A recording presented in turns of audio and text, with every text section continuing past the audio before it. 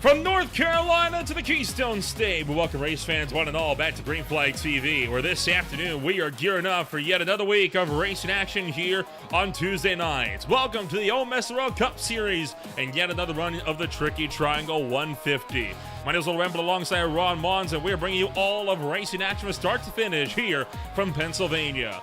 Ron, the Tricky Triangle is a circuit that needs no introduction. 3 corners, each modeled off of an iconic motorsports venue. You, of course, have Trenton, you have Indianapolis, you have the Milwaukee Mile, all sharing characteristics. And even down the front straightaway, you could argue they got some of the 4-lane action that you like to see at tracks like the Talladega Super Speedway. That means tonight, you're getting a little bit of everything for this 2.5 mile behemoth. And as a Pennsylvania native for the entirety of my life, when I got the opportunity to come to Pocono for the very first time back in 2014, I was mesmerized by this facility. I've gotten the opportunity to go there 7 times in the past. You see that tunnel there on the inside of turn number 2? I have gone in and out of there too many times to count in my own racing adventures. That infield road course, I know it like the back of my hand. But this track, the oval itself, is storied for many reasons, from the stock car side of things to the Indy car side of things. This track packs a punch. It may just be 3 turns, but each of them presents a unique challenge, one of which you don't even get anymore, modeled off of a racetrack that has since gone the way of the Dodo Bird. This is going to be a very interesting race here for round number 4 to keep this season up and rolling and get the jitters of a new season out and away for these competitors. It is, of course, the second mile, 2.5 mile venue we went to. The first one being Daytona, all the way at the top of January. Darlington is up next, along with Chicagoland. Worldwide Technology Speedway is up next. And then, right on my birthday, the Talladega Super Speedway. Boy, who could ask for a better birthday gift, right? On 60 laps of racing action on the 24th of March with the Charlotte Motor Speedway closing out the month of March. But despite us only being 6 races in, already we are starting to see quite a few trends developing at the top of the points boards. Most notably, Connor James LaFrance once again looking to make a statement in OMSRL, and yet despite all these good performances at the front of the field, still hunting his first championship.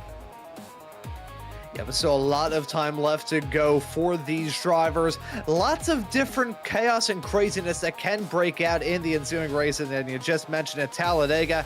That's always going to be one that drivers have to have circled as one where things can occasionally go slightly awry. But Nolan, we were talking before this broadcast went live. Pocono isn't a track to scoff at either here in this series. It kind of gave me the skinny on how some things have gone down in the past. And there's a part of me that is hoping that the momentum may shift and Pocono will no longer be the untamed monster that it has been before. Yeah, Pocono and OMSRL have a bit of a tricky relationship, you could say, and one that is not always pleasant. It has always been a bit of a journey whenever we go out here, but several drivers planning on seeing if they can't make some more efforts for themselves here this afternoon. Of course, it's a track that's hard to get more than one win at, and one driver that is looking set to try and make a good performance this afternoon, Grant Peterson, number 52, and well, that kind of tells you all you need to know about Pocono, doesn't it, as we cut to him. Peterson right now qualified 23rd out of 24 on the grid, but there are still more looking to put down laps. Grant Peterson making his 100th start in the OMSRL Cup Series here this afternoon. He is one of the many longtime runners in this league, and he will become yet another driver to add himself to the list of names that have 100-plus starts, a list that is growing steadily longer as the weeks tick by. And now these racers tackling this racetrack by their lonesome. A minute left to go, though, so we're in crunch time. Everybody needs to set in those quick times of all the racetracks throughout this season here, Nolan. This may be the one where qualifying matters the most. You got to set in the good lap time. Let's see who can do it. Here is a number 50 car being piloted by Justin Wilson. The shake and bake racing effort, all red, like the nice little red chrome there, comes across the line. What sort of time will he be able to set? It's a 54.9, which will put him 26th on the starting grid.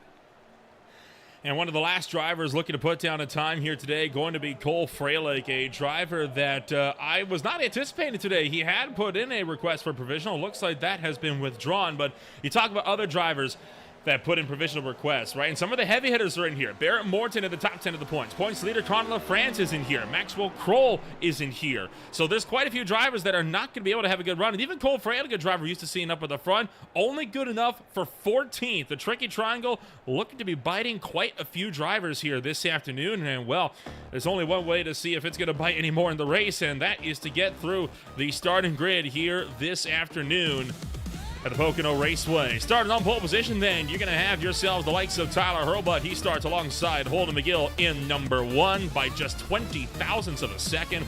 Row 2 holds Ryan Dingler for Badger Stars Motorsports. He is alongside James Silvers. Row 3 on the field, Jeremiah Hobbs of Midwest Motorsports with the Next Strand Truck Center's Camaro runs alongside the Jake's Junk Camaro of Noah Osbaldiston. And then, of course, it is Gage Tempt. He starts alongside Austin Getchione in 7th and 8th. And then the top 10 closed out by Trevor McLaughlin and Spencer Madden. Looking right outside the top 10 in P11, it's going to be Tyler Greneau starring alongside Albert Williams. Row number 7, pardon me, will be made up by Anthony Muzzotti alongside Cole Freilich. Looking right behind him, P15 and P16 is Justin Thompson alongside Sean Kaiser. And then right behind them on row number 8 will be Radburn Shooters alongside Justin Ray. That's row number 9. I lost count there. Jacob Noyes will start this race in P19 with Andrew Myback rounding out your top 20. From there, row number 11 on 21st, it's going to be Colton Hefner. He is alongside Matt Grenier with row 12 holding Austin McColgan and Cody Anderson. Row number 13, Tyler Evans runs it up alongside Brett Rucker with row 14 holding Grant Peterson and Justin Wilson. Top 30 then closed out by Terrell Wheeler and Connor James LaFrance, who does make a start after putting the provisional this afternoon. And then looking outside the top 30, the field continues on with Robert Peterson and Hunter Thrower starting this race in 31st and 32nd. Michael Robinson and Stefan Purcell starting this race in 33rd and 34th, rounding out your drivers here in this race. The drivers to at least set a lap time, but still a stacked field of competitors set to tackle this 60-lap-long race here at Pocono. This is going to be a tough nut to crack. They always call it the tricky triangle for a very good reason. This is maybe going to be the strongest test for these racers thus far, and we've already been to Autodromo Hermanos Rodriguez, which is really saying something.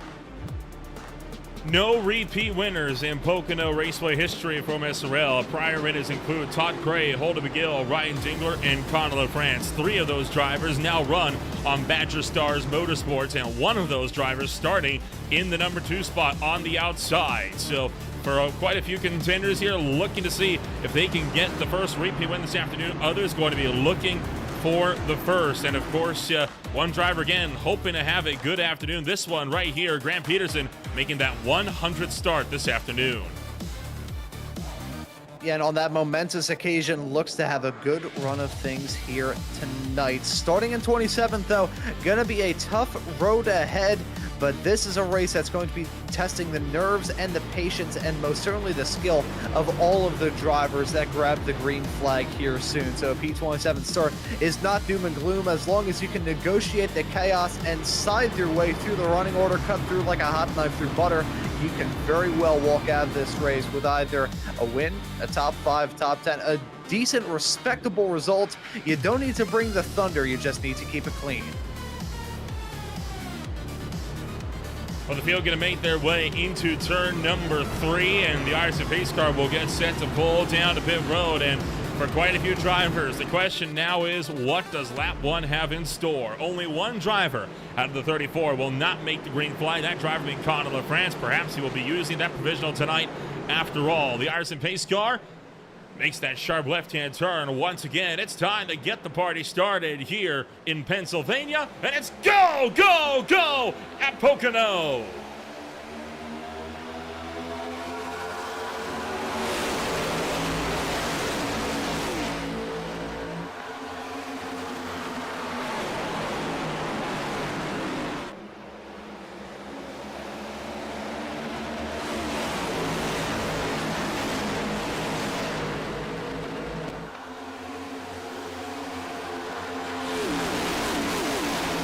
Boy, did not take long for pole sitter Tyler Herba to encounter problems as he has slipped all the way back to 4th in just the opening half a lap. A horrible start for the number 87 Mustang, but prior winner Holden McGill looking to charge his way to the point. He's already cleared by about 6 car lengths. Entering turn number 3, he'll lead the way at the end of lap number 1. Yeah, and making hay while the sun is shining, trying to get the moves done early. And looks like it's been able to work out well for McGill, holding on to that tough spot, looking at some racers squabbling up a little bit farther behind, though. Side-by-side racing, fanning at down the start-finish stretch for the very first time. Now down to the heavy braking zone of turn number 1 for the first time really at speed. That's going to be a good spot to try and get a move done, but also a very easy spot for drama to break out. You know, Pocono really is a bit of an enigma of a racetrack. It's such a difficult task to try and find the right line around here, and you can already see just how much drivers are looking to find those lines. And on top of that, the reason why we see so many guys poking their noses out, they're trying to cite braking points. An even more difficult task, and trouble back straightaway. Around goes Anthony Musatti. He's going to go hard into the inside wall. Caution is out for the first time tonight, and so it begins. The chaos and craziness that we are expecting now comes out very early on. You have to take a look at a replay to see exactly what the deal was here for the 49. May have been a little bit of side-by-side racing and contact gone tragically wrong. Holden McGill able to set the quick time there, although spending half of that second lap under yellow. Probably going to see some quicker times get set a little bit later on here as we take a look at a replay to see what happened. Side-by-side racing, trying to get a move done out of turn number 2, the tunnel turn, the Indy style turn here around this racetrack. Contact being made, really nothing that he could do, and this is going to be a sledgehammer shot into that inside safer barrier. Yeah, it did a good job on trying to lock it down. He reacted quick enough, but the problem is out of turn 2, there's just so little runoff area that you can't really do much about it at that point. You're just along for the ride. You see what he tried to do. He backed down to let Renault take the spot and then tried to go for the over-under on him. Just wrong place, wrong time for that number 49, and that is a wallop into the inside fence. I'd be real worried about the nose of that car. Kind of hope there's not too much damage. Oh, that left front has seen better days. Yeah, the left front corner just as a whole, the bodywork quite sad looking. I think the wheel is slightly misaligned. And of all the big 2.5 mile plus tracks that you can have a little bit of wheel damage at, this is by far the worst. I would rather have a wheel turn completely the opposite direction at Daytona than I would have a slight change in the suspension geometry here at Pocono. And so our first caution flag of the day, and call me crazy, but I feel like we're going to be getting a few more before this one is out. Now, of course, this race does have stages. Only one, not even a break, only 1 point though where points are awarded. That is at the end of lap 21. However, again, we were talking about this beforehand, right? They do not stop the race for that stage. They go green all the way through. That, of course, means that if a caution does happen to come out before the end of the stage, you could be seeing this stage ending under the yellow flag, which is a more than likely prospect when you're at a track like this. Yeah, you can never rule anything out in terms of drivers running into troubles, chaos breaking out there on the circuit. I will say, though, here is my my hot take of the evening.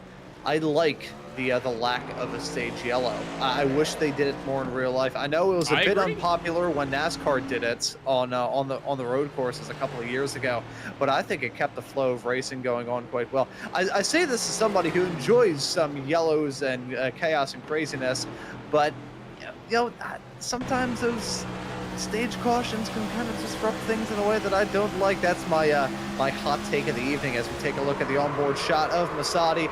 The contact made with a Reese's Peanut Butter Cup car on the outside, and that's not a winning formula, I can tell you that much. I feel like in some cases it almost makes sense. I think the one place that OMSRL does throw stage breaks is actually at super speedways. Now, road courses, I would argue, okay, fair enough. That could be a place to, you know, kind of bunch the field back up so you're not all spread out by the end. But at an oval, and especially in a case like this, I feel like there's going to be enough chaos on the racetrack as it is without having scheduled yellow flags. thrown into the mix. I do quite like that they don't stop the race for these. They just let things pan out. They let things take their course. What it does do, it creates an interesting strategy question. If you're going to be, if you get a caution that's going to be ending right around when the stage ends, do you pit, give up track position and potentially stage points, but then set yourself up for a potential long run later on?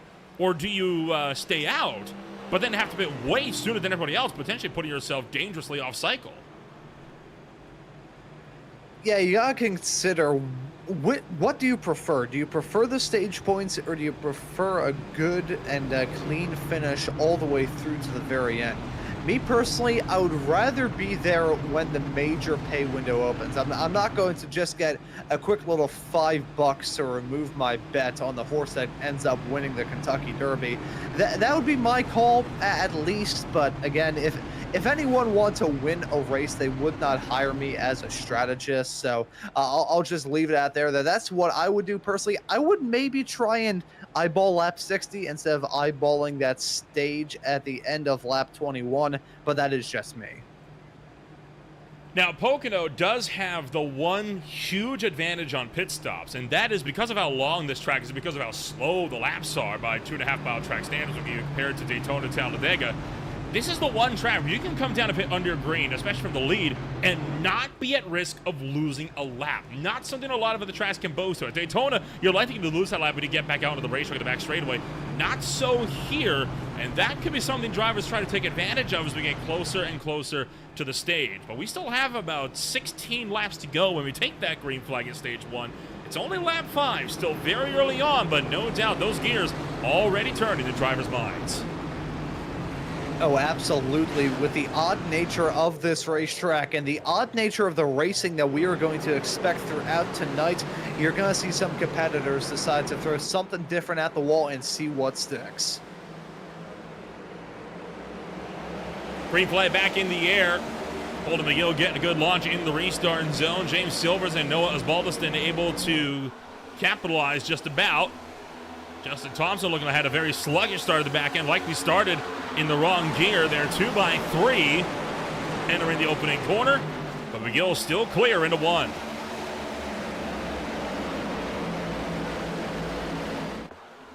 Yeah, so he's looking to try and punch out to a whole shot as everybody else. Formation flying down the backstretch into 2 right now.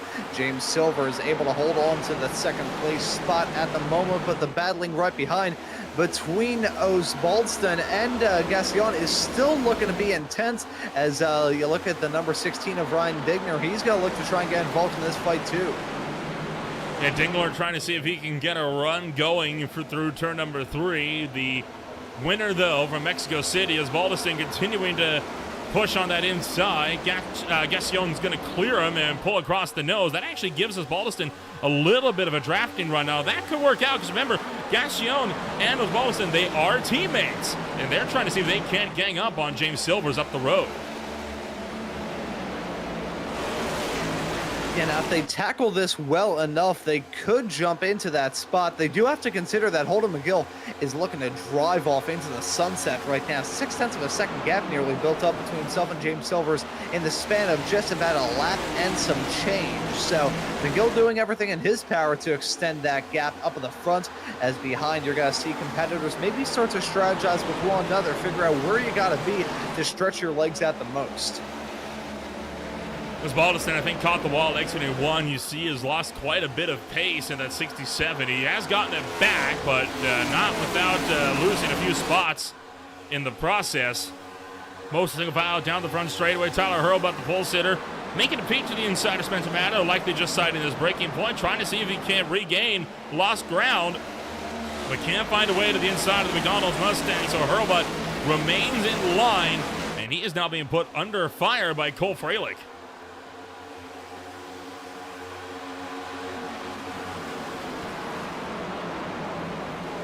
Yeah, so able to hold on to that position for now, but this has not been the start that Hurlbut has wanted to have at all. been brutal ever since it dropped the green flag. Now, however, trying to turn over a new leaf, think, okay, maybe this short run speed is painfully slow, but if we can get a longer run going, could be golden in that number 87 car. So we'll keep an eye on it. As I say that, Cole Freilich gonna blow his doors off, heading down the start-finish stretch into turn number 1. Bad exit off through 3, and really gonna hurt them out as they head their way now through the braking zone of turn number 1. Got ourselves sailed into a little bit of a run now, and that could allow for drivers to start to, I think, find their rhythm here in this race. But everyone's really packed up. McGill and Silvers, they got 7/10 of a second between them. And then McColgan has 4/10 up to Sean Kaiser. Everyone else separated by less than a quarter of a second right now, top to bottom throughout this field. So a lot of drivers are evenly paced. The problem is there's nowhere to really take a lot of these runs because of how tightly packed this racetrack can be and how difficult it is to execute a pass here. Although Osbaldiston, he makes it look easy there in turn 3. Yeah, so comfortable stuff to get that move done. You can get a move done, frankly, in every turn of this racetrack. Turn 1, the heavy braking spot, really easy to try and dive down the inside, rattle the cage of your competitor a little bit, and just jump ahead. Turn 2, the sharpest turn on the racetrack. Nice to get a move done through there, but can feel a bit claustrophobic with that wall coming up lickety-split. And then turn number 3, the real handling test, the least amount of banking. That's a turn modeled after the Milwaukee Mile, which was originally a horse racing track, so no banking to help you out through the final turn here at Pocono. Great spot to get a move done everywhere. It's just a matter of driver comfort to figure out where they can pounce.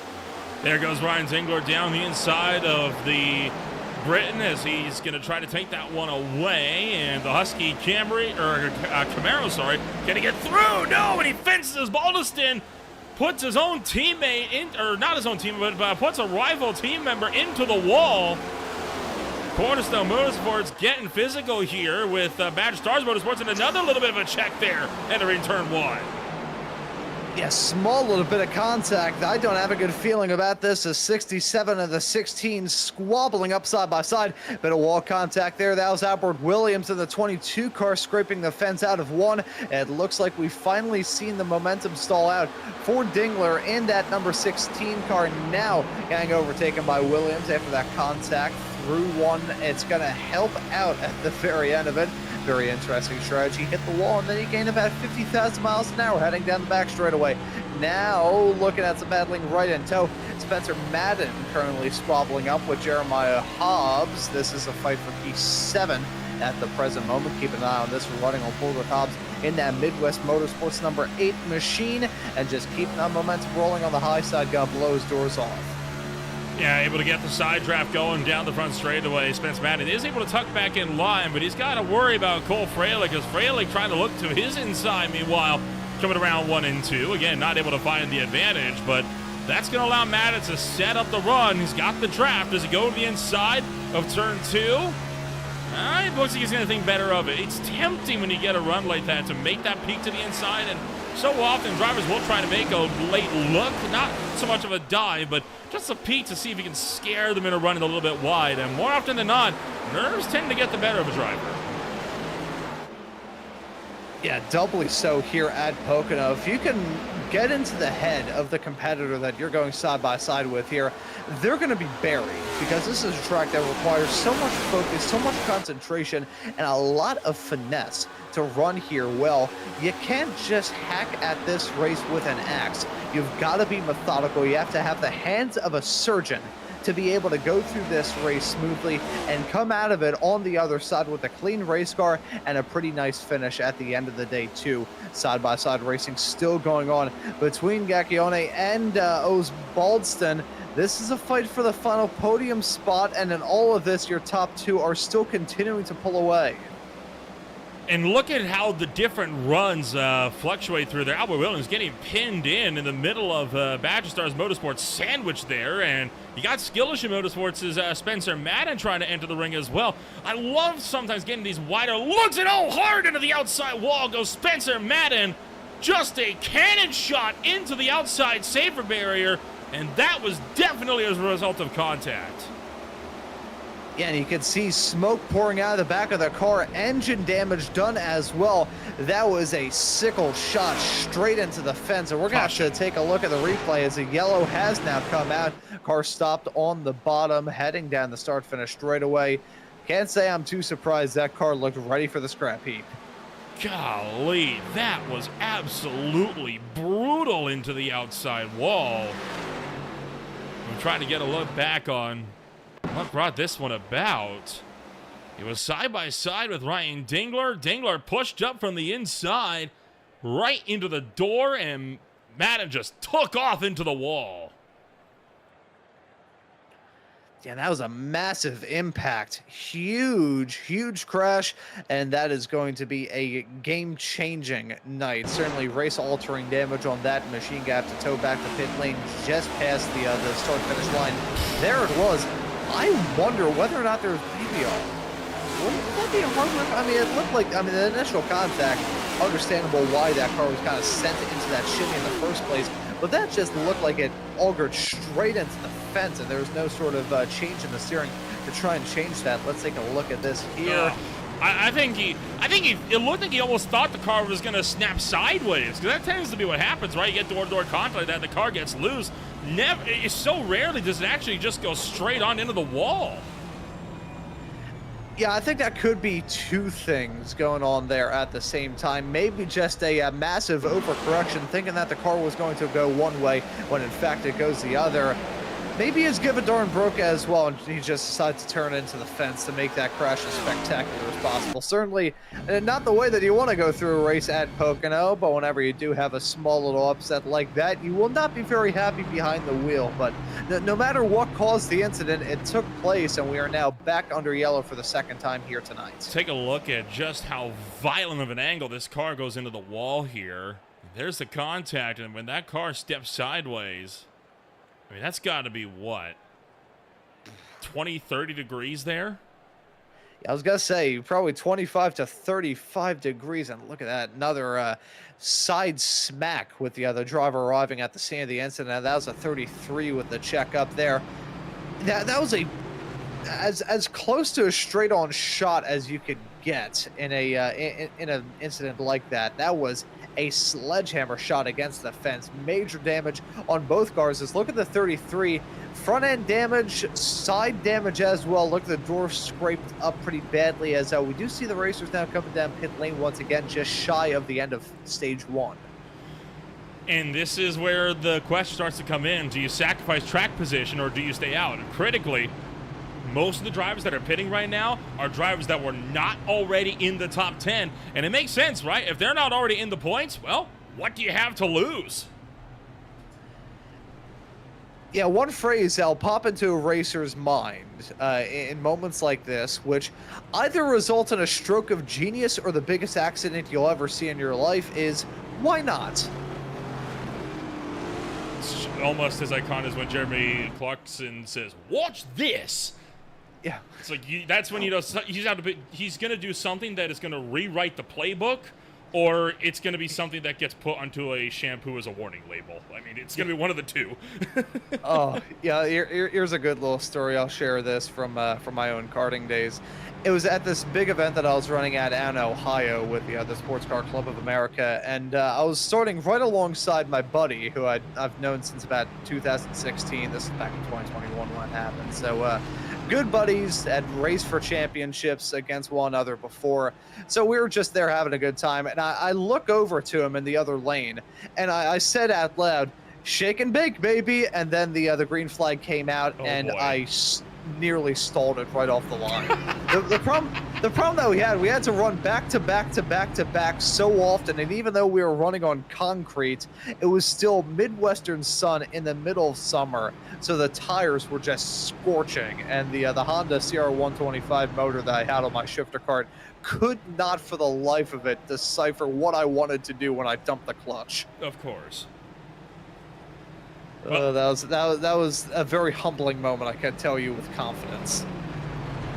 One lap to green here in Pocono. This is not the only race tonight on Green Flag TV running at a 2.5 mile oval. You also have The Cyber Thunder Racing League currently engaged in combat in the Daytona Duels out from the Sunshine State of the World Center of Racing.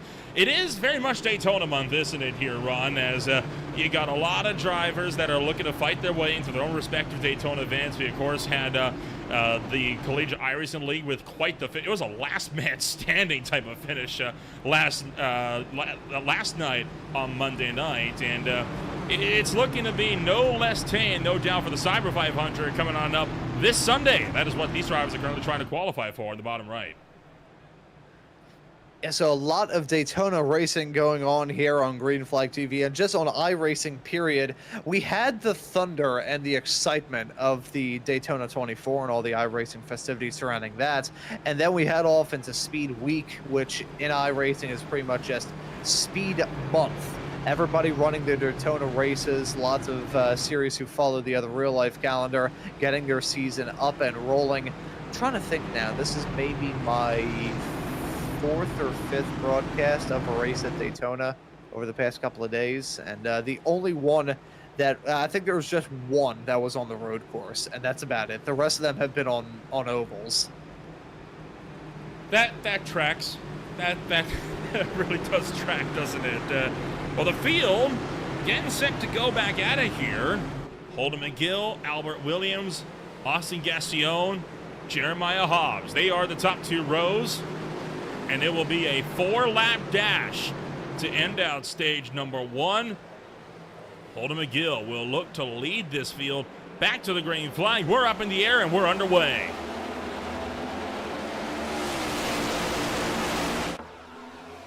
Ooh, and some drivers already chasing each other's tails a little bit farther in the back. Just saw that craziness break out, nearly fanning out to 3 and 4 wide there in the back of shots.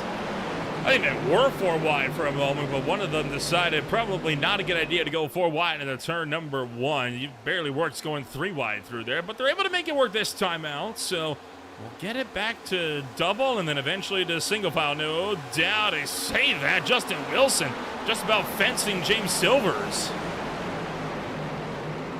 Yeah, so given the hip check, showing your competitors the door, you do have to be quite aggressive racing here at Pocono.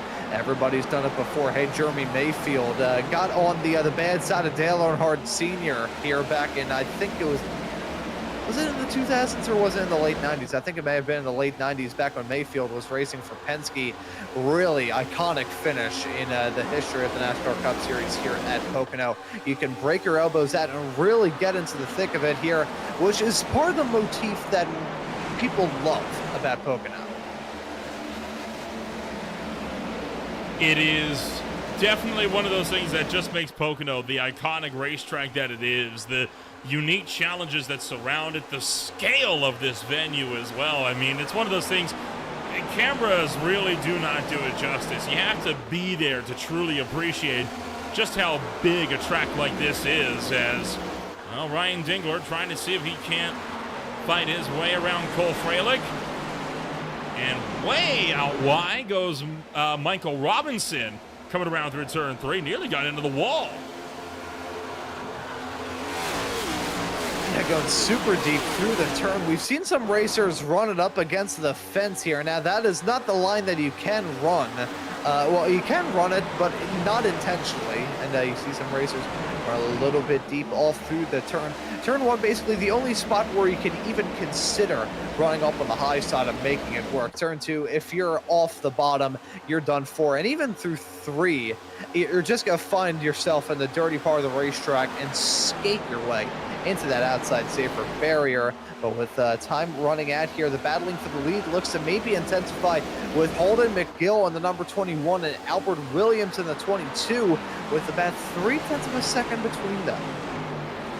Starting the final trip around in stage number 1, Albert Williams did clock the fastest lap of the race last time by, really trying to run down Holden McGill at the top of the field. But at this point, I think he's going to be hard-pressed to find his way up there. I mean, that's quite the distance to make up in just 1 lap and 2.5 miles, but it's not going to stop him from trying. Yeah, never say never, but it is getting to the point where we're going to have to see a major swing for the fences. A big move from Williams if he wants to try and take this race lead. The battling right behind, though, between Gassione and Jeremiah Hobbs is still intense. Who's going to win out in that fight for P3? We'll just have to find out, as the fight for P1 looks to be rather settled. McGill fights his way into turn number 3, this time by trying to see if he can pull off the move, and he's going to hold on to win stage number 1. And behind, the fight for third on back to 10th as they cross the stripe, and that is it. Stage number 1 in the books, and here's the top 10 as they ran at the line. And of course, no yellow between the stages, so I'll have to go through this quick. McGill over Williams, over Hobbs, over Gassione, over Michael Robinson, in P5, Cole Freilich, Ryan Dingler, and Tyler Greneau round out the top 8 with Jacob Noyes and Anthony Musati rounding out your top 10. Nice to see Musati make his way back up into the top 10 after that drama we saw him involved in earlier. And Musati, the cause of the first yellow flag of the day, back on lap number 2, got sent hard into the inside wall by, well, guess who? The car that's only 2 cars up the road, and he's going to have to wait a little bit more before we get round 2 of that fight. We got a caution on the racetrack, and it looks like we're getting our stage 1 break after all, as Justin Thompson has spun around out of the tunnel turn. Yeah, the second incident of its kind heading through there. I wonder if there was a bit of car contact to send him there in the first place, or whether it was just a matter of losing control. Turn 2 here at Pocono does feel quite abrupt. I said it was the sharpest turn on the racetrack, and you know that's really the only way that you can describe it. Let's see here from Thompson. Actually, contact heading into the turn, gets him sideways to start off with, and then it just eventually catches up to him, finally heading out of it. Spins the car out, and he is going to back it into the inside wall. Really dings the right rear of that machine, and that is not going to be pleasant, I'd imagine, for the Jake's Junk number 98. He's going to have to be hoping for the chance to get that damage repaired. It doesn't look too bad, though, all things considered. He may have been able to mostly get away with that. Yeah, a light tap. It looked like a rather square hit on the bodywork, and I don't think his rear suspension geometry would have been affected too badly for that either, so he may have gone away with one quite well. Now, you don't want to have more moments like that to test your luck, but for that one off-track excursion, I think he may be coming out of it, not smelling like a bed of roses, but, you know, not smelling like a farm either. This should bring down everyone that didn't pit under the stage 1 yellow as well, and assuming the drivers that stayed out that came down the last yellow flag by, that could cycle Noah Balderson through to the lead. He's only been out there for 7 laps. I'd be surprised if he came down for another fresh set of tires this early on. Yeah, I would be a bit surprised too, but and here we go. It stops here. Plenty of drivers coming down pit road. In fact, this looks like it's going to bring the entire field down. I think a lot of guys are thinking, well, perfect time to get back on cycle. May as well. Not to mention, you're nearing the point where if you fill up gas, you can go to the end of the race. So that might be another case of drivers thinking, you know, may as well just make sure we're all good to go here. So everyone down and into the box. And 4 tires and fuel for some, others taking fuel only, interestingly enough, here this afternoon. Yeah, so fascinating call. Of all the 2.5 milers, this is the one where you want to try and put a lot of emphasis on the handling, and just not working out too well for some of them. We'll have to find out whether or not they can hold on to the race cars. That's going to be a pretty tough ask, though. Old tires here at Pocono. It is not a smooth surface by any means. You can see it on camera right now. You can very much so tell the lines, everything, the sealing done here. You know, this isn't the oldest asphalt in the world. I think the scan was done late in the 2010s, unless iRacing has rescanned it since, which I don't believe they have. But either way, this isn't the oldest surface in the world, but you know, it's enduring harsh winters up in the Poconos. I've driven around the city of Philadelphia my entire time having a driver's license. If the roads down here are this bad, you can imagine how badly they get torn up there at a racetrack up in the Poconos. No doubt about it. I mean, I've seen firsthand what cold temps can do to a racetrack living up in Canada, right? So it's no joke. Got to do a lot of treatment to make sure that the asphalt doesn't get completely torn up when you're in a situation like this. And hey, the grounds crew here, they do a great job of making sure that this track is in tip-top shape every single time these drivers come about. Well, we are preparing to go once again here at the Pocono Raceway. So what we may as well do, give a shout out, of course, to the folks that keep the lights on here. This race brought to you by Spear Crest Digital. Skyrocket your business today with targeted digital marketing solutions featuring tailored web design, SEO, and GBP management solutions for junk removal, dumpster rental, restoration, roofing, and landscaping businesses. And that is not the only thing we got to shout out, because, of course, the CIL 500 is almost upon us. On February 26th at 9 p.m. Eastern, one more driver will look to add their name to the list of drivers who have been able to kiss the virtual brakes of the historic Indianapolis Motor Speedway. Not only can everyone watch this race live on Green Flag TV, but any college student or alum can enter this race. If you want to find out how you can enter this event and win a share of the $100 prize pot, scan the QR code on your screen or visit collegiateiroselite.com for more information. We are geared up to go green, and it is Stefan Purcell who did not pit, leading the way after starting stone dead last, Ron. Yeah, what a fight back, what a charge. I said this right before we grabbed the green flag, and I'll say it right before we get this this restart going here. This is a sort of track where if you go about this race in a methodical and calm, cool and collected way, you could do anything. Now, granted, you wouldn't want to go 300 miles an hour heading down the straightaways. I'm not sure if there's any car that would be able to do that in the racing world. But if you want to start at the back and make your way up to the front, strategy off kilter notwithstanding, you can. So we'll have to see how these racers who either stayed out or took fuel only, we'll have to see how they manage this, because this is going to be a very important restart. Stage one fully in the books. Everyone back on cycle. Save for your race leader. The green flag is back in the air. First driver on fresh tires is Holden McGill as they hightail it downwards turn number one, and it is double file all the way to the back. Purcell clears the inside line as they enter turn one. Side-by-side battling still going on for a second, though, as Baldston and McColgan trying to settle their differences. And it looks like Osbaldon has been able to jump into that higher spot. Look at James Silvers in the number 4 car. He showed some pace a little bit earlier on here tonight. He's got the pressure from Holden McGill, who's now feeling the pressure from Albert Williams. Side-by-side racing between those two, is side-by-side racing up in front and contact going on behind. Yeah, Hunter Thrower getting fenced by Cody Anderson. Stefan Purcell had a big problem at turn number 2. You saw him drop quite a few spots and give up the race lead to Osbaldiston. So the Englishman now leads the way up front. The winner from Mexico City trying to see if he can take his second OMSRL win here at Pocono. McColgan hot on his heels, though, as they remain 2 by 2 by 2 all the way back into turn number 1. Formation lap stuff through 1. Everybody trying to settle their differences, but now we're gonna start to see the tension build as we nearly saw a wreck right there in the mid-pack. Drivers chasing each other's tails. Again, oh so squirrely. This is not gonna work for the 89 go. Ross Chastain ripping on the fence and wall riding through turn number 2. Probably damage on that race car from the wall taps earlier.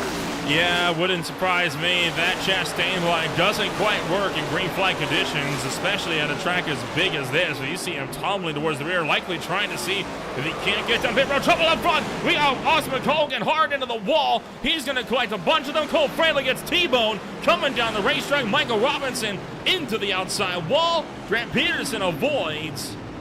And that, I think, is Colton Hefner at the tail end, who was just completely junked. And lots of race cars junked. You can see smoke in the air with the tire smoke clearing. That is just blown engine smoke. up into the air. And listen closely when we take a look at some of these replays. If you hear that unmistakable sound of metal snapping, that's iRacing letting you know, yep, you blew the motor up just hitting the fence that hard. So let's take a look at these replays to see all the chaos and craziness that broke out there. It was right up towards the front as well. So this was big.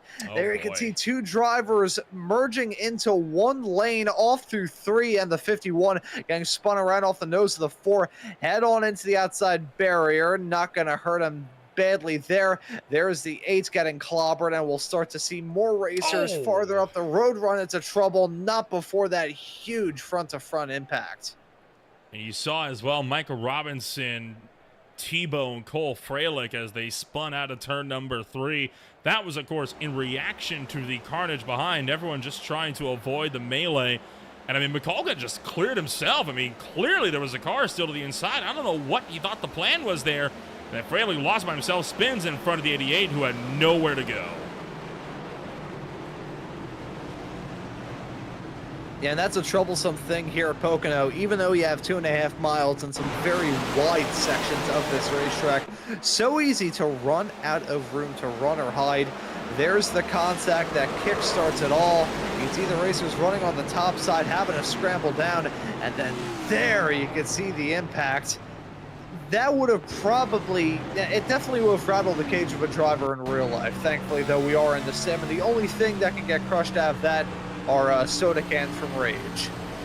And it was the 48 that ends up just careening into the incident. Clearly just panic brake, right? I mean, he has that wheel fully locked up, and I mean, he's trying to turn right into a gap that just isn't there. And one other driver that took quite a lick here, Jeremiah Hobbs, who has to come down pit road, and that is because he also caught a piece of the 51 as he spun back across the racetrack. Right there, just knocked the whole wheel out of alignment. And lucky they didn't get caught up in worse. Yeah, considering the area where those drivers were spun out at, even though that was only certainly a handful of cars collected in that, it could have been so much worse. We are getting close to the halfway mark and seeing some aggressive waving under yellow from the number 67 car, your current race leader at the moment. Now, though, with half of the race in a rearview mirror, Nolan, I gotta wonder, what's going to be the change in attitude? Will we have a change in attitude for these competitors, or is it still going to be the same bare-knuckle fist fight that we've been treated to thus far? If you think anything other than bare-knuckle fist fight, then we need to get you to watch more OMSRL races. These guys are all go all the time. The races that they run, not typically as long as most Cup Series races that run to 50% race distance. So these guys tend to be a little bit more aggressive than most. Now, they are able to put down some really good shows and some really clean racing when they have the time and when they get to a track that agrees with them. And more often than not, tracks do agree with them. Pocono just falls into the category that doesn't.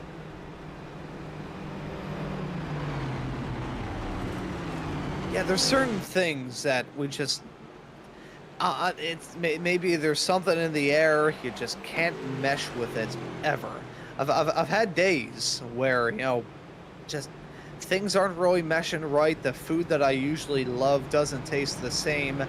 Whatever the deal may be, it can happen for racing drivers as well. You can even love this track, but if you're not in the mood for it, it's going to be a tough road. This is a finicky racetrack. It is super tough. And if you don't want to race around here, the track will let you know, hey, you don't have to race around here. You made this decision. We're going to let you pay for it. It's like Martinsville in the way. You know, honestly, yeah, it is very similar to Martinsville. It is the Martinsville of big ovals. Yeah. And New Hampshire can be considered the Martinsville of intermediate racetracks. And one track that I have heard Pocono get compared to before is one that isn't too terribly far away. I think it's only at a 4 to 5 hour drive farther north. It's Watkins Glen. Now, road course to an oval, nothing too major, but this is the, like, if there was an oval that was also road course, it is Pocono. I mean, it's a 2.5-mile track that just doesn't race like any other racetrack on the NASCAR calendar. I mean, it's because you got 3 different tracks all rolled into one. So you got to really, rather than adjust your driving style for one track, you really have to adjust it to 3 because you cannot approach any one of these corners the exact same way. That is what makes this racetrack so difficult to master for so many drivers. Halfway home, 30 down, 30 to go. We're back to green at Pocono.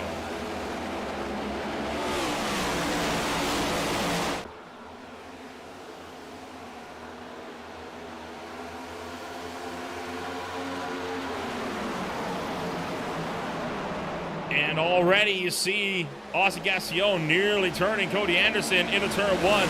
Bolton Miguel looking to make it 3 wide with James Silvers and Albert Williams down on the bottom side as they exited the opening corner.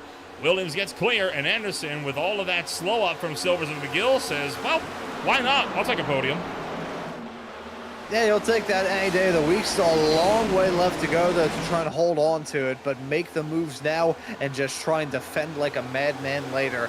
Side-by-side racing still fanning out off into turn number 3. That is very close stuff with a number 16. Getting quite flirtatious with the side of Robert Peterson's number 97 machine. Oh, and even more behind as Stefan Purcell sent scrambling after a bit of door contact with Cole Freilich. Up front, once again, you see Dingler leaning on that driver's side door of Robert Peterson.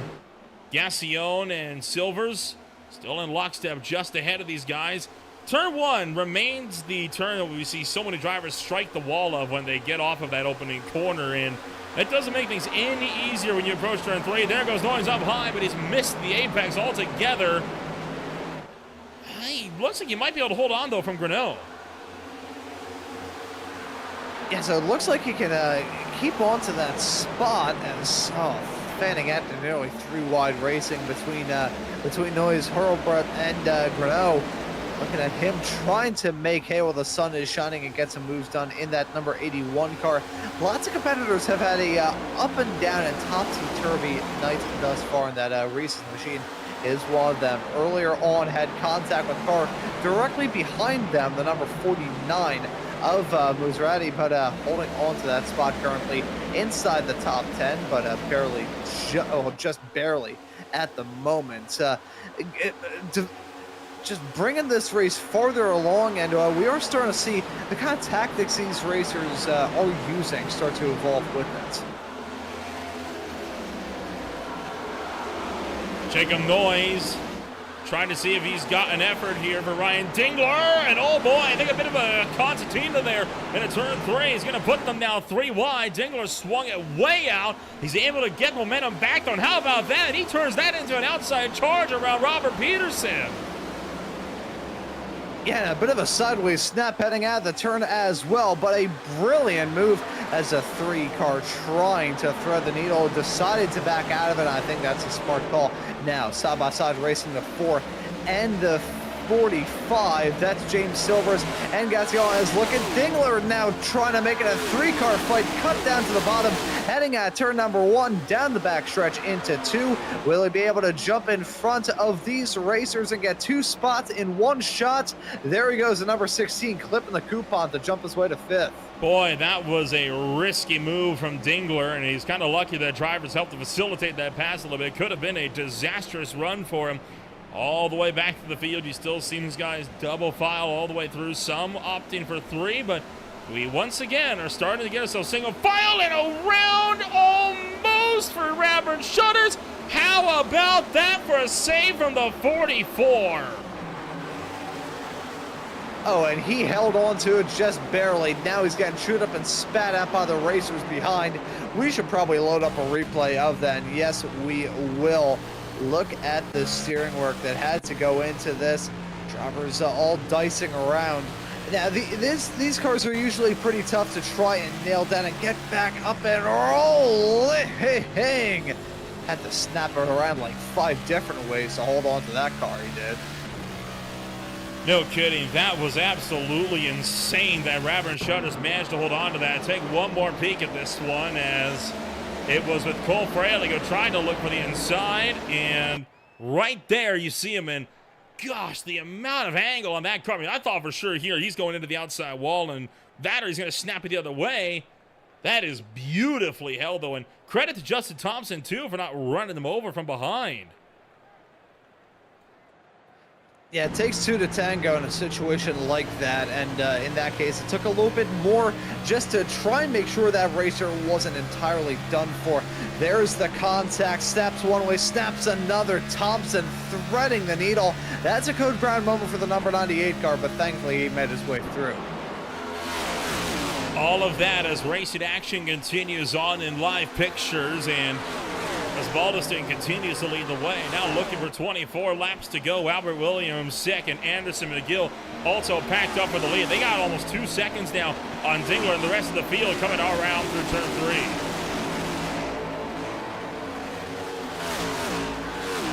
Through this part of the racetrack, drivers now trying to settle this race into some sort of groove. We saw this in the previous long-ish green and white checkered run, but as I say that, a sledgehammer shot into the outside fence. That is not going to help out the 5 at all. Wonder what the damage situation is on that race car. Certainly a code brown moment for sure into 1. Now we got to wonder how that race car is driving. That looked like a straight shot against the wheel. If that's suspension damage, that car is going to be driving around like a trash bag full of mango pulp thrown down a flight of stairs. This is Matt Grenier, and you saw him side by side with Cole Fredo. I think he's going to try to tuck in line here between he and the car behind, and yeah, sure did, but went too late. Gage Teff was there by the time he got the nose up there. I mean, you got to be more decisive than that with a move like that. And oh, we now have a caution. He's crashed again out of turn 2. Yeah, much worse damage on the car now. You can see, I think a wheel may be broken off entirely. So another interruption right as I was talking about settling into a green flag run. I think I'm going to place that commentator Shanks onto myself. Let's see the replay here. Side by side racing through the turn, and another sideways snap nudges against that number 33 on the inside, but it's just too little too late. And this is going to be a shot into the inside wall. I feel like there's a story here, because look at how aggressive they were racing each other entering that turn. I mean, that's not something that I think we're used to seeing all that often here. Take a look back at this one, and let's watch this from the air, from the front straightaway. So we're going to have a bit of time here to do this. So that is after the contact. That's entering turn 2. Yeah, those two are not a fan of each other. That dive was never going to fly, and kind of leads to that incident taking place. I mean, with the damage the 5 had, I think the 33 should have just think, okay, let me back out of it. It's not really worth it, but the contact was made anyways. It has brought us under yellow, and let's see a bit more pretext surrounding it all. The 5 kind of I wonder if the 5 kind of cleared himself there, or just wanted to jump in before the 33 tried to go for the move. It looked like a bit of a miscommunication going on there, and then the 33 not happy at all with the 5. The 5 not happy with the 33, and these two chasing each other's tails results in the 5 smacking the inside fence. And I mean, Gage Teff definitely did not turn as much into the corner as you would imagine he would. I think trying to send a message there, and it just kind of went awry for him. Yeah, snowballing. I think that's the way that I could sum it up. Snowballing out of control. Drama breaking out in that fight. And it has brought us another round of pit stops, though. So here we go. Just shy of the final third of this race being underway. Big backup there from the 87. That's not going to help his run down in pit lane as we have lots of drivers taking tires. As Baldestin leads them out, the top 5, interestingly enough, all stay out on the racetrack. What do you make of that decision? I mean, could this be a case of they just don't have the tires left? That is something worth considering here, Nolan. Maybe they're just saving it for the end, potentially, or just trying to get track position. We saw in that last run how the track position can be beneficial for you. Maybe that could be it. This track, you know, you can get moves done in every single turn, but you have to have a level of bravery and confidence that some of these racers don't really have. So maybe some drivers deciding to to err on the side of getting that track position over just gunning it for the race lead. And that's what I'm thinking. I think if you can find yourself holding on to that advantage come time for the end here, you could be golden. Plenty of action still yet to be had. We're going to take ourselves a quick step back when we return. More racing action on Green Flag TV from Pocono. Stay with us. We'll be back in just a moment for the last 20 laps.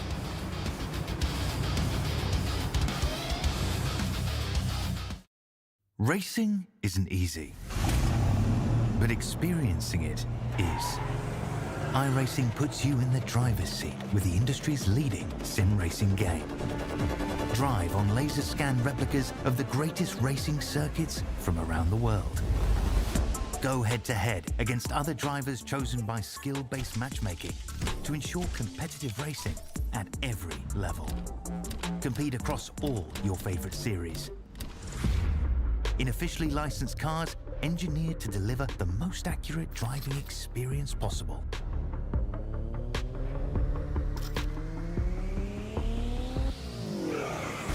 Join a race or host your own with players from across the globe.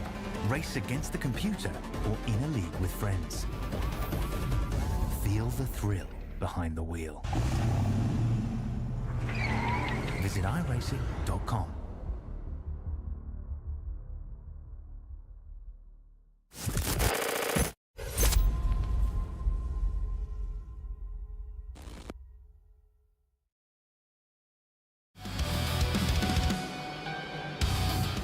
Welcome back to Green Flag TV, where we are seconds away from returning to Green Flag racing action here this afternoon. It will be 20 laps to go. Once again, my name is El Rampel alongside Ron Mons, bringing you all of the action here from the Pocono Raceway. After what has been a attrition-filled afternoon, there is still a third of this race and 20 laps to go. And Ron, it is Cole Fraley picking the outside lane for the restart. Yeah, and I feel like I've said this the past couple of restarts, but I'll say it once more.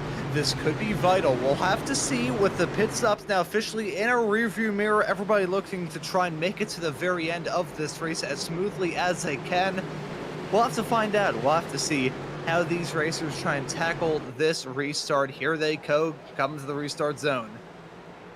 Michael Robinson restarted fourth after he was caught up in a pretty big accident coming out of turn 3 not too long ago. The green flag is back in the air and racing action is back underway. Fanning out immediately at the tail end. A lot of drivers though. Kitty said to try to mug the leaders on fresh tires, leaded by Noah Osbaldiston, who takes it 3 wide up the middle. Yeah, and drivers chasing each other's tails. Contact made coming out of the turn. This back straightaway hasn't seen too many incidents, but has seen a lot of drivers scrambling. And every single time we see racers get a bit darty heading down there, it gets more and more touch and go. As we see drivers scraping up against the fence on the exit, drivers hitting the wall farther behind, dropping down like an anvil, push to have a helicopter. That's Corey Anderson. And Cody Anderson having a bit of a bad run there through turn 2. Got put into the outside wall, but we do keep it green. Oh, they're making contact again behind. Sean Kaiser getting into Robert Peterson. That lets Ryan Dingler through. Tyler Renault trying to go up the middle now, going to Vase and just try and get around these two squabbling drivers. Peterson nearly turns the Reese's number 81 and just barely clears him into turn number 1. Close quarter stuff once again. These competitors know how to tussle here at Pocono. The problem is sometimes that gets a little bit too hair-raising and contact is made that can end in disaster. But this has been an exciting restart to this race. With time running out, everybody's starting to bring up that level of aggression. That pot is starting to boil. Now we just wait to find when it boils over. Boiled over several times today. At this point, we've boiled it over too many more times. We're going to be starting a house fire here. Sean Kaiser trying to go around the outside of Renault. Peterson looking to follow suit. Peterson, one of the drivers that has not gotten a win here at the Pocono Raceway, and trying to see if he can survive this one with the top 10. Yeah, top 10 leaving Pocono it doesn't seem like much of an achievement, but it is a very tough task. So if he can do that, that would be nothing to scoff at leaving this round of the championship. And a series like this, you got to minimize your bad nights. You just can't swing for the fences all the time. If you could just put together a consistently good season, and on a night like tonight where everybody is going for the jugular, if you can walk out of it with a nice little book and a coffee in your hand, you could be golden. Mostly single file up towards the front, and credit to Cole Fraley. He has been holding on to the lead quite convincingly. Noah Waldeston on the fresh rubber has not been able to close up nearly as much as I anticipated he'd be able to. How about this? Holden McGill getting some super speedway assistance from teammate Austin Gassion, as the two of them going bumping into turn one, and it goes awry as Holden McGill shoots sideways, trying to catch it, and he's able to do so. Oh, be careful there with the two swapping around the outside. Thought that was going to result in absolute disaster. Three wide racing right behind. Hang on to it, boys. This is going to be tense stuff into turn number 2. Tunnel turn. Oh, here we go. Here we go. 24 around, and they're going to stack up big time. Oh, that's going to be the big one here. 5, 6, 7 cars, and it's a complete roadblock on the back straightaway. And we got him stacked up like a junkyard back there. Musati cuts through the middle and avoids. And much like Daytona, it would not be a Pocono race without a multi-car pileup. Yeah, huge one heading out of turn number 2. The back stretch looking like the parking lot of a Hertz rent-a-car. I've never seen so many more wrecked race cars in one period of time. Drama breaking out, though. We've been expecting it, and it seems like turn 2 and the exit of it has been that source of contention all night long. Don't think anybody has been able to get through there without some sort of craziness or drama breaking out. That has been Calamity Corner throughout the night. I think it is very fair to say. He was already kind of loose going into the corner as well. I wonder if he got some help from Ryan Dingler when he got on the brakes. And then Justin Wilson was getting turned by Jacob Noyes. That punched Dingler into Kaiser. Robert Peterson gets a piece. Meebach gets a piece. Pole sitter Tyler Hurlbutt's involved. There goes James Silvers, shoving Radburn Shutt as his own teammate into it. Terrell Wheeler manages to escape with the LGR Motorsports number 43 through the middle. Boy, just a complete junkyard. Yeah, scrap heap of race cars. Yeah, the Pocono Raceway is kind of known for having the race car graveyard somewhere off in the woods, and may have some additions onto that. It's a massive clump of cars by the time we're done with it all. It's just an unrecognizable pile of metal pulp. And yeah, Dingler did give him some assistance going into the second corner. That would explain it. And that one tiny bump that seems so innocuous causes all of this. Yeah, one small tap and the rest is history. Disaster breaking out for many a racer. A lot of the drivers that we saw involved in that incident have been top runners throughout the night, so that is going to sting even more. Here's the perspective of the 43 of Terrell Wheeler, the LGR Motorsports effort. All the smoke and chaos and craziness breaking out around him, and he found the gap, shot it, and it worked. And that has single-handedly put that 43 car into the top 10 now. So I'm sure he is feeling very proud of himself for that one, as he'll now be up 19 spots where he started on the day. Good effort for Wheeler, getting that car back into the fight. Well, Wheeler has also had a very checkered history at this area, and I believe it was actually I'm thinking of a different car that also had a kind of a blue, white, and red paint scheme. It actually flipped upside down exiting turn 3, but Wheeler has been put through the ringer at this place before, so I'm sure he's happy that he's finally having a good day here. Yeah, probably best pleased about it all, I think is very fair to say. We touched on this earlier on in the show, and we first talked about it before we went live, Nolan, talking about some of these racers not being too big of a fan of this track, but still coming back to it time and time again. And I think there's a lot of competitors sprinkled throughout this field that probably despise this track, but they can't get enough of it. Boy, well, this field is I mean, it's been torn up, and we've got a few more cars with battle scars on them. You'd be hard-pressed to find a car at this point that doesn't have any wounds on it. Is it a bit ironic that two of the only cars that look clean are sponsored by Jake's Junk? Yeah. I like your way of thinking there, Nolan. That is pretty ironic. But hey, of all things, a junk removal company happens to be running 2 and 3. There's something poetic about that. And they know junk, and they know how to avoid turning their cars into junk. So that's a good way of thinking about it. Good mindset to think. That's why I'm paid substantially to do these broadcasts in the form of a $5 Applebee's gift certificate. Not actually get its use, though, to be fair. I love Applebee's. Used to go there for my birthday dinner. So I don't think I've ever been to an actual proper Applebee's. We had an Apple Betty's. It's like the poor man's imitation. Still good food, mind you. Like the pancakes there were phenomenal, but. So whenever I heard people thinking Applebee's, and I kept thinking Apple Betty's, then I looked it up and it was like, wait, it's not the same place? I'm insane? Yeah, so, yeah, I say it was a great tradition, and I think it may have officially ran its course. We started going there every single year for my birthday back when I was still in high school. It was the first year that we did right before the pandemic set in 2019, and then it just continued on from there until this past year, and I think it may potentially stop. See, my problem is, I don't like, despite the fact that I, grew up at kart tracks, grew up going to drag races for that matter with the NHRA, you'd think that I'd be able to handle noise quite well, but being in a crowded restaurant when a bunch of angry Philadelphians are watching an Eagles game around winter time when my birthday is, that's not always great of a time, so... It's a different type of noise. Yeah, exactly. When you go to a racetrack, you're expecting loud cars, and you want to hear the loud cars. You're not expecting, like, just a bunch of rowdy people to just break out cheering or booing every 5 minutes or so. Yeah, what can you do is we're back to green. Cole Fraley taking off. Clear by 2 already as they make their way towards turn 1, looking for 4 wide behind. They're going to quickly get back down to 2. Smart play. Justin Thompson and Albert Williams are making 2 by as they get down to the round into turn numbers 1 and 2.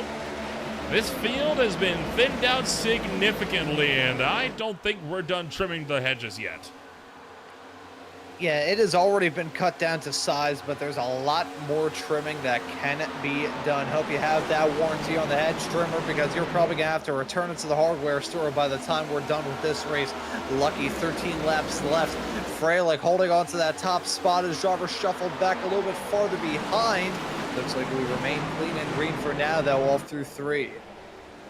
So far, so good, but Cole Fralick once again showing why he's able to get the job done. And it does make you wonder if this is the kind of pace he has. Well, what went so wrong for him in qualifying? Although, could be one of those type of short-term runs. I mean, he's been on those tires for a good while. Maybe he's found something on the older rubber that kind of works. It's weird sometimes the racetracks work, but hey, sometimes they prefer some older rubber.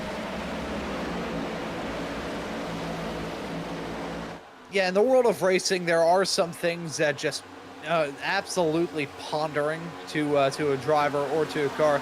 You could do a complete different setup and somehow put in the exact same lap time. It's very strange as we see drivers drifting off the track a little bit there, losing out on some time. Got to start to worry about the handling on these race cars, maybe dropping down. It is up in the Poconos, and I'm sure it's probably below freezing up there right now. However, as you can see, driver smacking the wall, proving my point, it is hot out there on the circuit, so these tires are probably not feeling anywhere close to being factory fresh.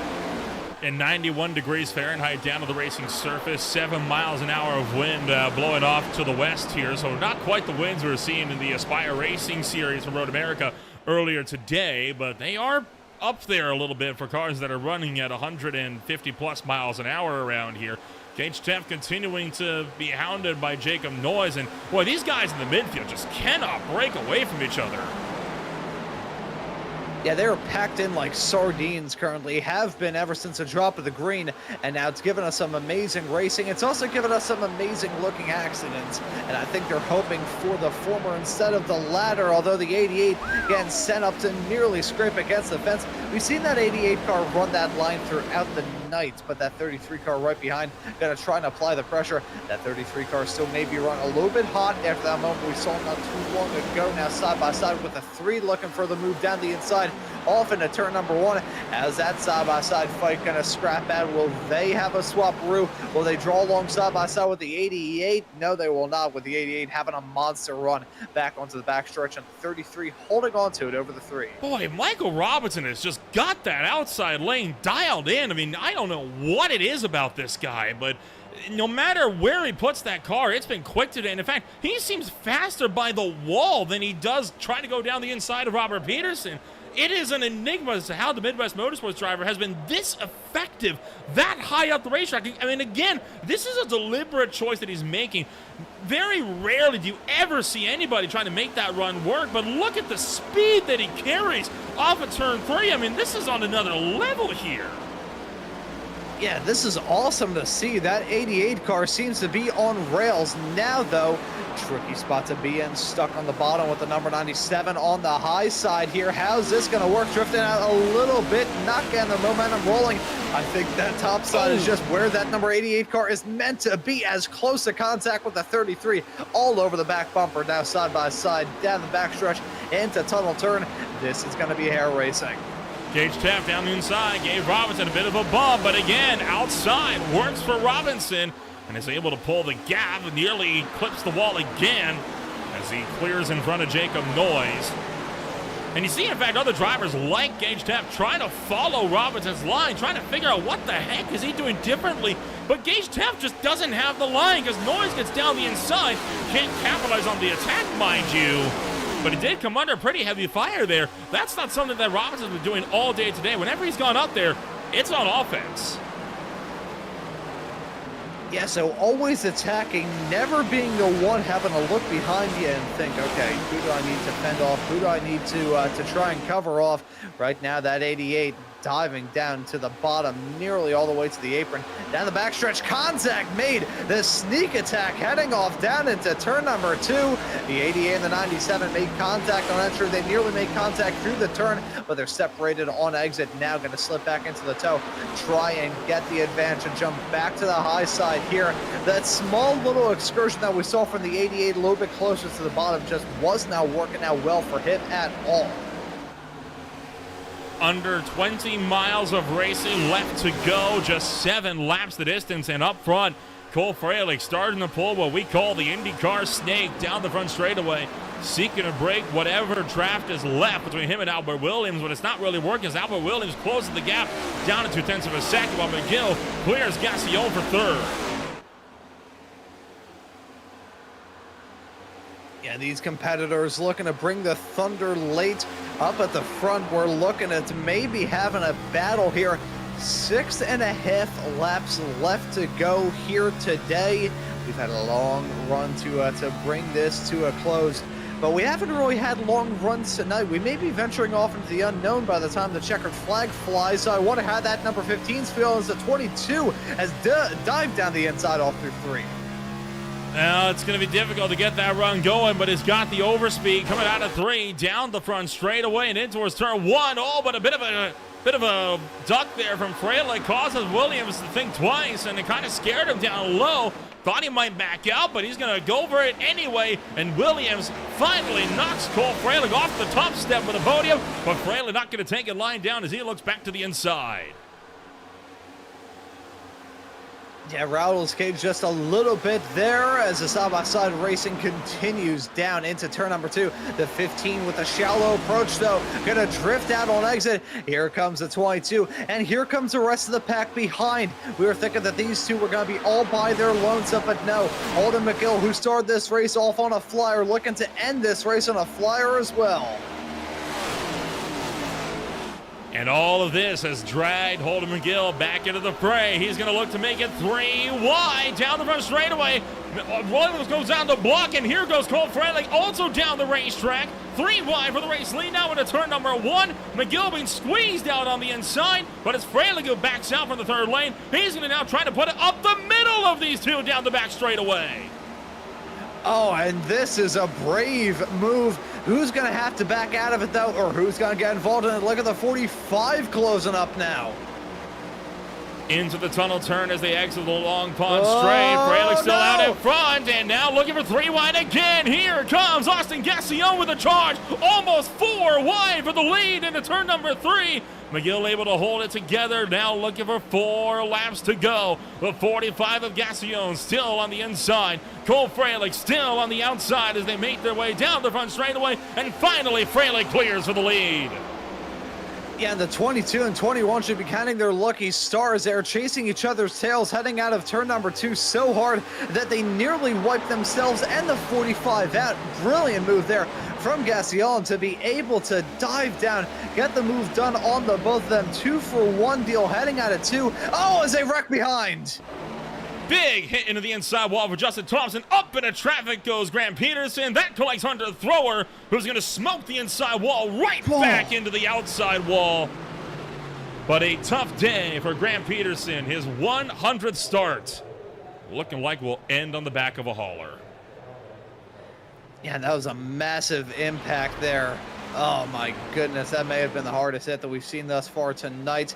That's going to change things up a lot. We're expecting some intense battling, and you can definitely say that for sure, because I think we'll be in green-white checker territory now.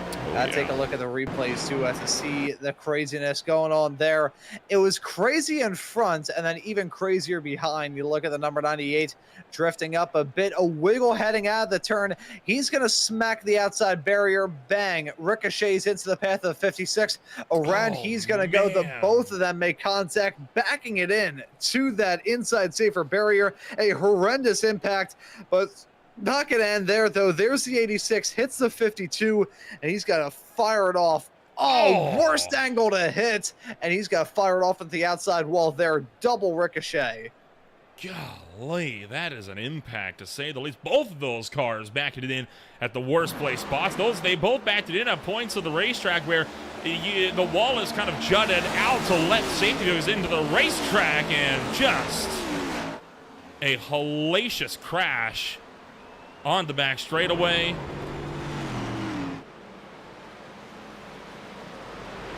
What a ride. Right on board with Hunter Thrower as he goes out to in to out to in, ending his day in dramatic fashion. That was brutal. Simply brutal. And that's going to throw a big wrench in the works at the end of this race. He thought he had a miss. You heard him gassing up to trying to duck around up high. He was thinking, I got it, don't got it, and goes out in about the hardest way you could at this track. You don't see hits that are small at Pocono. That is one thing you could say with the utmost confidence. One more look at the 98 with the wiggle. The 52 gets collected there. Look at the shot against that inside barrier for the 98. That was huge. Who won out in terms of having the hardest hit? I think it's got to be the 83 here, because if that was a real life collision, that front left tire would basically be in the passenger side footwell. I'd have to agree with you on that one, honestly. I mean, it's hard to imagine hits much harder than that. And you talk about this track being a meat grinder. I do believe this will actually put us into overtime, and it has put us into overtime. That is actually a confirmed fact now. I want to point out something here, and I'm going to kind of save this, but we don't have a whole lot of cars left on the racetrack right now. And I mean, look at the amount of drivers just down pit road alone. It is just a sea of drivers excited to leave Pocono, and I will say, though, and this is honest, the tow truck drivers really making their living here. That they have had their hands full. They have been busy tonight, and it's not even down to these racers running into like a major difficulty. It just, there's only so much you can do negotiating with this racetrack. It's like trying to have a conversation with a crazy person. Yeah, I mean, that's right when you think you have them figured out, it throws a curveball at you. That tracks. I mean, having a conversation with a crazy person, Nolan, you know this best considering you've been on the air with me for the past hour and change. So. How about this? Conor LaFrance, 53 laps down. Back out on the racetrack, just wants to finish the night out. Oh, actually, sorry. What am I talking about? He missed the start. So what this does, this invalidates his provisional. I think he's hoping he can get some more points to drivers that are DNF'd, which kind of brings me nicely to the point that I was about to mention, right? I mean, we have 34 cars start this race. We only have 20 left on the racetrack. Yeah, if you can make it to the end of this race, you are going to be golden, and that phrase has just been brought up so much tonight, and there is a heck of a lot of truth said in just these racers who've been able to keep it somewhat clean. They're either in a spot to either inherit some big points or maybe even inherit a fantastic result here. Look at your top running competitors. Now, it hasn't been a fully smooth night for everybody. I think I'd be lying if I said everybody had it easy, but this has been especially tough.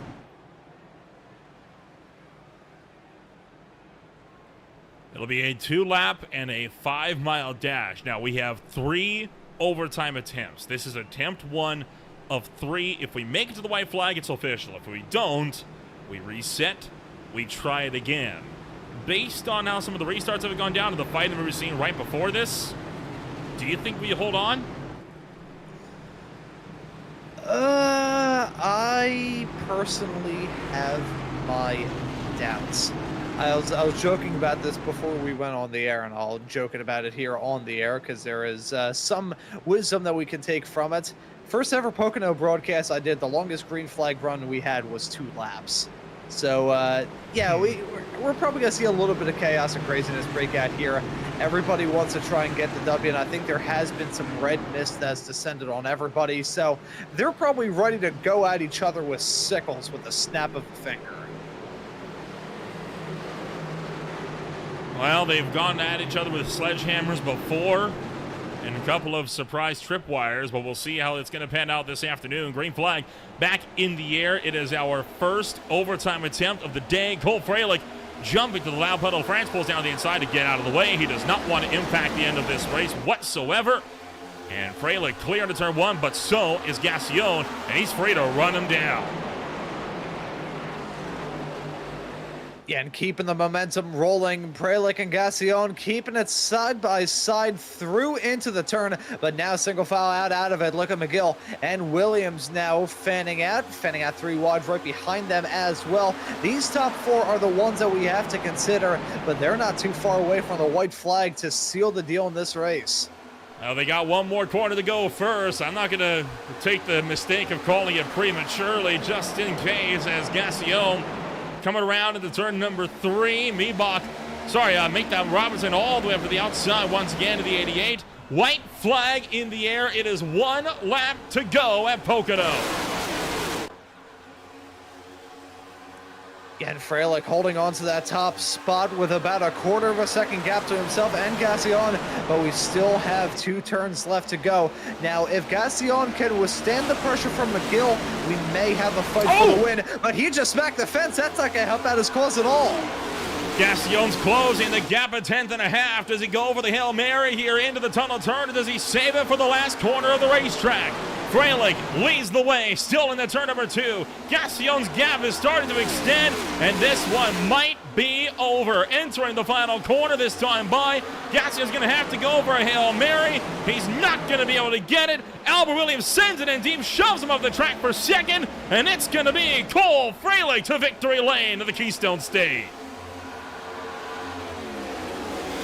Oh, as we have a driver strike the pin attenuator farther in the back. Freilich winning. Williams with a dive to end up in P2 and the 57. That is a sad-looking Sabrina Carpenter machine. Boy, a tough way to end the night for Stefan Purcell, the driver that spun into pit road. Thought he might have it missed. Evidently not. He got just taken out by Trevor McLaughlin. Spun sideways, and he's going to rebound off the pit attenuator and go into the inside wall. Yeah, getting a taste of the sand barrels there. He will be saying, please, please, please to the Lord for feeling a little bit better next time around. That is going to leave a mark for sure, and that is a way to ruin a race car rather quickly. Espresso, if you would. I'll see myself out. Cole Freilich takes his second win of 2026. First one since the season opener at Daytona back in January, and he's going to be able to burn it down now on the front straightaway. A big day for Freilich. Now taking the third most wins in league history with 12 overall. 6 more. He ties it up with Matt Rucci for second on the record.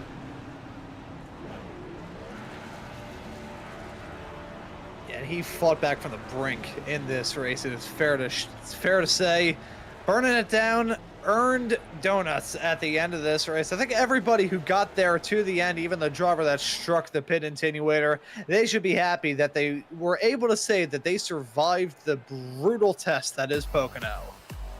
We'll take a rundown of your official post-race results this afternoon. Freilich takes home the win. Albert Williams shoving Gassion out of the way right at the buzzer for the number 2 spot. And Gassion likely thinking, what could have been? Should I have gone for the move in turn 2? He'll never know. Holden McGill comes on 4th. Michael Robinson in 5th. Noyes, Peterson, Anderson, Teft, and Ray round out the top 10. And then looking right behind, we got Terrell Wheeler finishing this race in P11, Tyler Gurneau in P12, Anthony Muzzatti, who had a pretty wild race up and down the field like Otis Elevator. He ends up in the lucky spot P13. Grant Peterson finishes directly behind in 14th place. Trevor McLaughlin in P15 in front of Justin Wilson in 16th. Brett Rucker will finish in 17th in front of Matt Greiner in P18. Seven Purcell will finish this race in 19th with Andrew Maybach completing her top 20. From there, it's Justin Thompson down to 21st. We're now entering drivers that failed to finish this race, along with Hunter Thrower. Dingler made it to the line, 13 laps down, and then failed to finish goes Osbaldiston, Shutters, Silvers, Kaiser, Hurlbutt, Hobbs, and McColgan. And then just a few more drivers. That's Colin Hopfner, Tyler Evans, Spencer Madden, and Connor James LaFrance rounding at your 34 drivers that took the start here in this race. A wild one for sure. Lots of racers learning the wrath that Pocono has in store. It may be a resort area of the country. It may be the honeymoon capital of the world, as they used to call it. But I feel like some of these people would rather just go through divorce courts. One driver that will be feeling like a winner, though, tonight, Cole Freilich, taking the third most amount of OMSRL wins, now holding the record with 12 in his second of the season. Cole, what a fight that you had to the checkered flag, but talk us through the 3x3 wide fight that you guys were having for the lead right before that caution that puts us to overtime, because that's a sight you rarely see drivers get away with here at the Tricky Triangle. Well, Nolan, it's my first win of the season because I have not done good this season, but yeah, that was crazy. I don't know. I kind of knew Albert was going to get me, and then he got me. I was like, okay, maybe I can get him arrow loose. That worked. Then here comes Holden while we're fighting, and I'm like, oh, dear Jesus, this is going to get interesting. And Gassion gets in the mix, and suddenly we're about 4 wide going into the tunnel turn. I'm like, oh, God, we're all going to die. They back out. I get loose going into the tunnel turn. I'm like, okay, well, I'm about to kill all of us. And then luckily the caution came out, settled things down. But yeah, I kind of figured on that last restart if I could get Gassion clear, I had a better shot, because I feel like Austin was not as confident in the arrow wake as Holden or Albert. But yeah, so that just kind of played to my advantage there. And now, like, 34 lap old tires compared to, I think they were 10 lap newer tires behind me, and then somebody had even newer than that. So yeah, it just kind of worked out. Luckily the tires held up. I did not think they would, but yeah, little luck involved. Well, you're able to pull out a stellar win as a result of this one today. I mean, it was still quite the race that you had there to close things out. Points-wise, you reckon after a rocky start, you can bounce back and be a force to reckon with at the end of this one? Well, I hope so. I mean, if I just won at my worst track, I feel like I might be able to get my head out of my own butt and kind of do well the rest of the season. Now, granted, this is kind of on a strategy call, but sometimes strategy is what you need to win races. And yeah, we go to Darlington next. So the last time we were there in the next gen, I did pretty solid for myself. Well, we'll wish you the best of luck next week in South Carolina. Congratulations on taking home the win this afternoon. It was a hard-earned one, and we'll see you if you can make it 13 wins next week out. Let's try to. I appreciate you boys broadcasting. Cole Fraley comes home number 1 this afternoon and bringing it up number 2. It's going to be Albert Williams with a surprise second place. Ron, you've caught up with him. And Albert Williams now joining us here in the broadcast booth. Albert, welcome in. P2 for you at the end of a wild race here at Pocono. How was it out there? Dude, amazing. The car was on rails from the get-go. Made my way from 12th up to the top 5 or so. Got second place stage points, and yeah, it was just fast and battling at the end with Gassion, McGill, and Freilich. Just amazing. And I do want to ask you about that move in the final turn at the end of that race. That looked like the send of a lifetime. So what was the thought process heading into the final turn going for that move to jump into P2? Yeah, I didn't know if it was gonna stick. I sent it in hard, and I saw where he was running. I'm like, I don't think I'm gonna get it. But he slowed up in the middle of the corner a little bit, and my car just hooked, and I managed to just keep my gas on it, and a little door bang didn't hurt either of us really, and able to keep my running momentum out of the turn. Yeah, works out well for you, though. Jumping into P2 at the very end of this wild race here at Pocono. Next time out, we're going to be running at Darlington, though. What are your thoughts heading there? Excited to see what we can do. Just trying to keep the momentum going in this fast GG's Camaro. That's a new one to say for me, and first time getting up here in the podium. Hopefully, we can bring some more. Yeah, good result for you here at Pocono, and looking forward to seeing what you have in store at Darlington next time out. But before we let you go and celebrate this P2 run, Albert, we'll let you give any thank yous or shout outs. Yeah, shout out to all the sponsors on the car, on this team: Ariel, GG's, Jake Shunk, MVD, Mount Silver Supply, Waynesville, and Whiplash Home Services. And shout out to James Silvers for allowing me to come and drive this car for the Cornerstone team. It took me on last year as a rookie, and just consistent runs, and now this year we're putting it to the test, and we gotta go another step further and get a win and get our team back into contention with I believe LaFrance and Dingler. But I think we're on the right track. We're moving in the right direction. Shout out mom and dad. I think they're watching. And yeah, shout out to everybody in this league that makes this possible. Broadcast team. It's just I'm happy to be here. Well, very pleased with the result, Albert. Thank you for joining us in the booth, and we'll see you next time out of Darlington. Thank you, sir.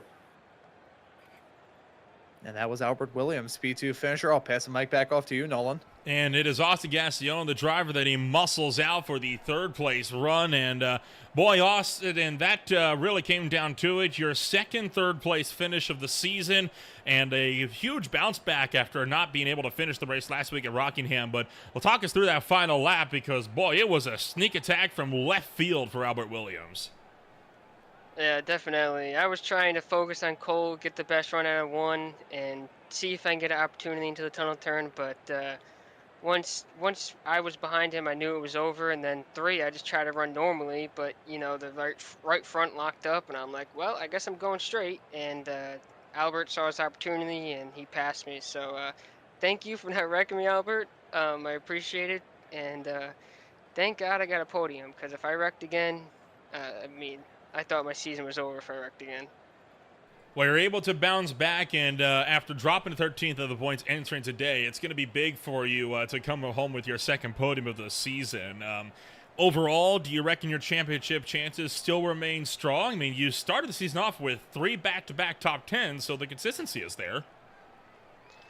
Yeah, I think basically it's just for the first, I think 11 races, just get into the top 10, get into the chase, and then the final 5 races lock in. So right now we just want to keep up the top 10 finishes, not have DNFs at all, and make the chase, and then we lock in there and hopefully get a championship.